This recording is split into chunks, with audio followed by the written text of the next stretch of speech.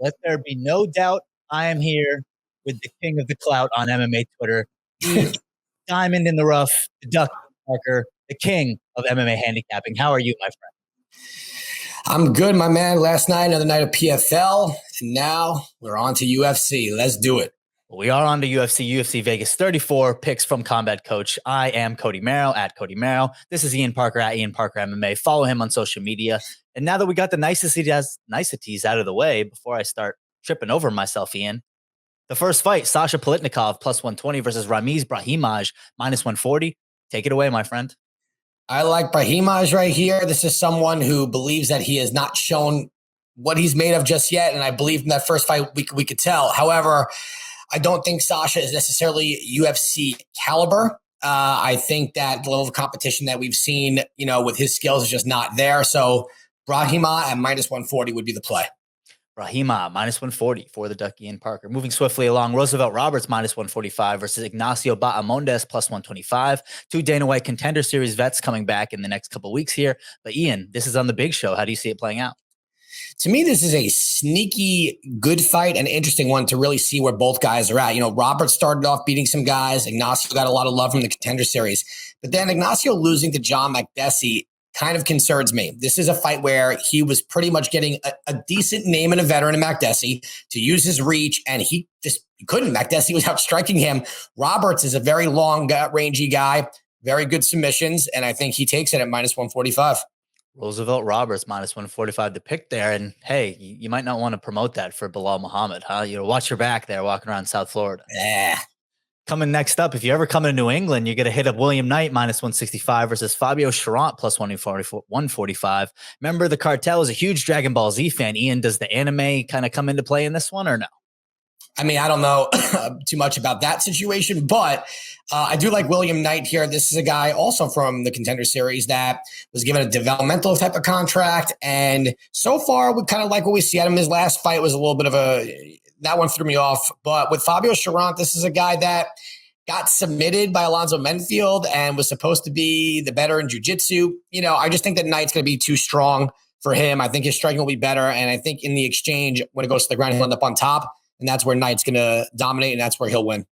William Knight, the pick for Ian Parker. And it's interesting you say that about Contender Series. A lot of Contender Series vets, a lot of tough vets on this card. It's a very interesting match-made card, and there's a lot of close odds here. So I'm glad I have an expert like you, Ian. Please give me a pick for Bea Malecki minus 155 versus Josiane Nunes plus 135. I think Bea Malecki is the play here. I'm not overly confident, as we've seen with women's fights this low in the division where they're just kind of getting started. Things can happen, but Malecki has shown a nice variety in her striking, her speed, and I think she's just a better athlete. So I'll go with her on this one. And in the women's division, sometimes, minus 155 Bea Malecki, sometimes you see these women early in their careers that have closer odds fights. They get to the top and you kind of see them match made in a different way. A lot more favorites. They're trying to really build women up to be contenders. Yeah. Moving on next, coming with the boom, Brian Kelleher minus 170 versus Domingo Pilarte plus 150. Ian, I didn't celebrate before this podcast, but Boom Kelleher will be celebrating after regardless. But how does this fight play out for him? You know what? I like Boom here. My only concern is the size, height of Pilarte, but Pilarte also doesn't show that he knows how to use it. And Kelleher has fought way higher competition. I also think he knows where he's going to be better here. My only concern outside of the range, I keep saying my only concern, there's two concerns, is that Kelleher is going to get a little too comfortable going for that guillotine. And if he gives up position, can he get back up quickly? My gut says yes, but there's always that little hesitation. However, he is the better fighter. He's fought better competition. He's beaten better guys. We're going to go with Brian Kelleher here. Well, and to put my analyst cap on for a second, Kelleher, yes, has a significant height disadvantage, a significant length disadvantage, but those are things that play into a factor with his style. If he's smart and he has a veteran's approach, he might be able to use his lack of size to get in the hooks, get into a range where maybe he's a little more comfortable. As you said, the guillotine is one of his signature moves, but kind of just an aside question, Ian, do you think the size advantage is going to play a factor in him having that guillotine or other ground advantage? Well, no. Usually when a guy is rangy and has long limbs, maybe like for a triangle or for an armbar situation, to your point, I don't know if the size plays an advantage to his style per se. He likes to strike, but he's also not a guy that necessarily tries to get inside. Most of the guys in the division, like when he fought Cody Stamann, they're in the, they kind of not too many guys are Pilarte size in this weight class, So for Kelleher, he's got to use his wrestling here, in my opinion. Can he land a counter? Can he land the power? Look, we talked about Makdessi versus Bahamondes, similar in the size, situation, range altogether. So I think Kelleher is also a smart guy. He needs to get a win here to get back on track. So I'm going to still roll with Boom. And it's not about the bet. It's about how it goes down. And nobody's better in the business at breaking down how it goes down than Ian Parker. He's speaking my language. And next up, it's Austin Lingo plus 100 versus Luis Saldana minus 120. Another really close one at the odds. But Ian, make this easier for me. Look, Lingo, between the first and second fight, we saw two different fighters. However, this is going to be Saldana's chance to show us what he's made of. And there's been a lot of talk about him. I'm surprised the odds are here. All right, I'm going to roll with Saldana. I wouldn't be surprised if Lingo won. I think Saldana has the tools to get it done. Again, we haven't seen it yet, but if you go and do your history on him, you watch some tape, you'll see he's got the tools. He's a very talented guy. So I'm going to go with Saldana. Saldana, the pick to click there for Ian Parker. In a short notice fight here, Trevin Jones minus 150 versus Sadiokab Kakramanov plus 125. Ian, short time here on your tape study, but what is it telling you? Look, Kakramanov is not bad. This is a very dangerous guy for Trevin Jones. I know Jones, I think it's been 7 months. He's lost like 100 opponents. Jones also has had some come from behind victories, I think both times. All right. My thing with Kakramanov, he's sneaky good. He's a good fighter. Is he been training? Is he in fight shape? I don't know. I would actually probably stay away from this fight because it would not surprise me of an upset here. If let's put it this way, guys.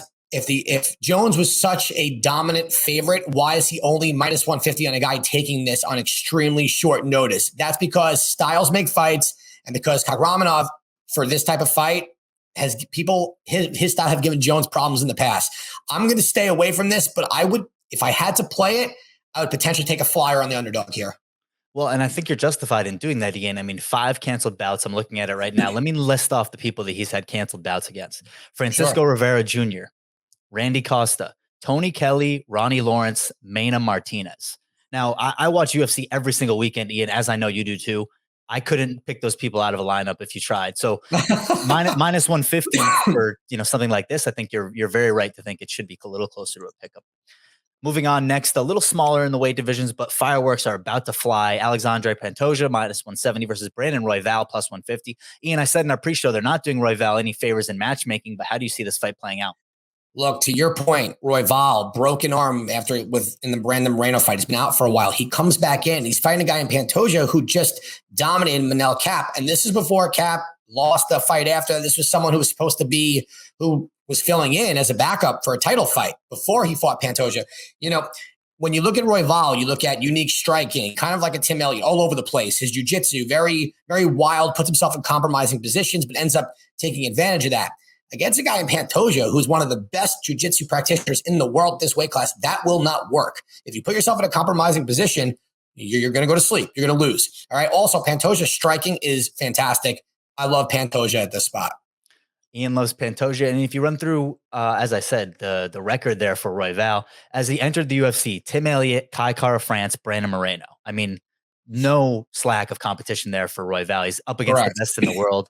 Going to be a great fight there. I'm excited for that one. And next, coming up on this UFC Vegas 34 card from the UFC Apex Arena, Vince Pichel minus 115 versus Austin Hubbard minus 105. Another close one, Ian. Help me out. Yeah, I like Pichel here. Again, I'm going to go with the experienced fighter who's actually had a successful career in the UFC. You just don't see him that much. He also carries more power. And I think, where Hubbard should try to wrestle, he'll get stopped. He'll fall in love with his striking, and Pichel with the power. Also, I like the way he presses against the cage. He got good control time there. So I like Pichel. Well, the first of 2 gorillas coming up next on this card. Chase Sherman, the vanilla gorilla, minus 200 against Parker Porter, plus 170. Ian, how does this play out in the heavyweight division? I like Chase Sherman here. This is a guy that will be the better boxer. I think he'll carry more power. He has more volume, and he's got a great chin. Parker Porter, 1-1 in the UFC. This is a big step up in competition. Also, he's kind of a counter striker, and Sherman's going to bring a lot and be in his face. I think Sherman gets it done here.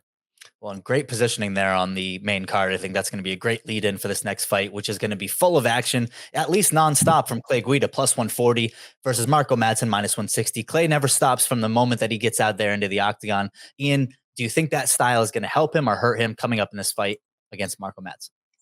I can understand why people are going to probably take a shot with Clay Guida as the underdog here. His fight against Michael Johnson, he was winning in the striking, winning in the wrestling. And Mattson, what he showed us in his last fight was his cardio was, if he doesn't finish it quick, cardio, was an issue. However, if Guida gets out wrestled and out muscled, then the cardio doesn't matter. If Mattson gets a hold of him in the clinch and brings him down, Mattson can stay on top for an entire round without, getting rid of too much energy.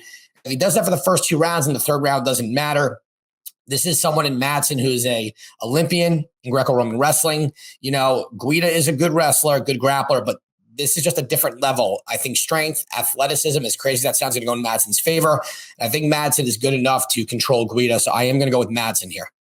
Well, and do you think that those odds are a little bit baked because of how Madsen's last performance was? Because the trend that he was on doesn't lead him to be a minus 160 favorite against Clay Guida, but the last fight might lead you to believe so.